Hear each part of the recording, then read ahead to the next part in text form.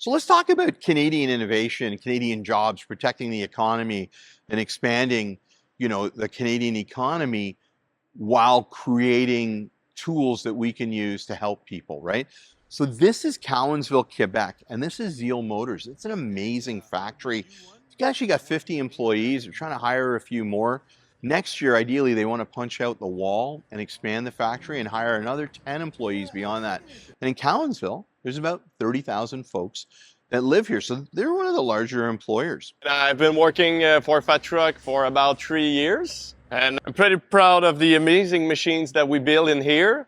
And in fact, all of the stuff that goes into these fat trucks, like all of the items that they're putting into it, from like the frame and the harness and the wires and stuff, it's all sourced from within 300 kilometers locally.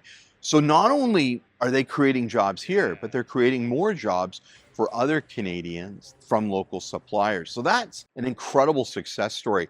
And if you think of it, it's three founders, right? It's like Amin, Max, and Ben. And they had this idea, they had this vision. They wanted to develop a unit like this that had so many different purposes, on industrial sites and mining and search and rescue, to help hydro crews get into areas. Like, they saw a need for these vehicles.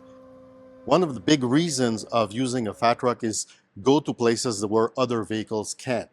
And when you have a disaster, what do you want to do? You want to help people. You want to get to that place.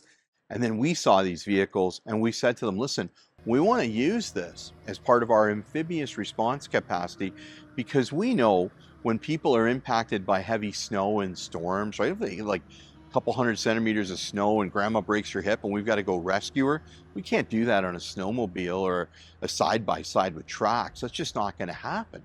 We know that when people are flooded and we've got to bring them supplies to, keep them watered and fed and make sure that they can, ride out the flood until the water recedes, we can use vehicles like this to get them. Or if we had to evacuate those people, we can use vehicles like this to get it. But the coolest thing is it's literally Canadian innovation, and we're so proud at GlobalMedic to be able to partner with Fat Truck, come out, see their site. Like, this is what they're doing with us today.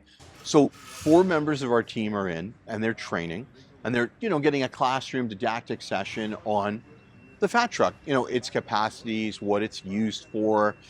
And then in the morning, they're going to go out on the road track, right? They're going to go up the hills, down hills, into the pond, show off its capacity, understand the differences of this like amazingly engineered unit, to show our folks how it can be used to go and rescue people in their time of need when they're impacted by disaster.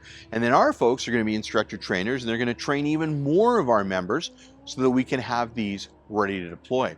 But the real focus is spending the money on equipment like this, but that's actually made in Canada, that protects jobs, protects our economy, and then figuring out a way of kind of exporting these Canadian solutions that we can go in and give them to other countries that are impacted by disaster.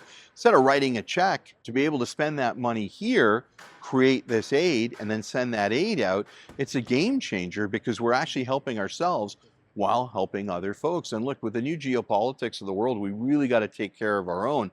And that's why we're using equipment like this, because it's literally best in class. Because we know when the flooding season happens and the floods occur, because they will occur, and we know people are impacted and they need our help, we know we'll use units like this to save them.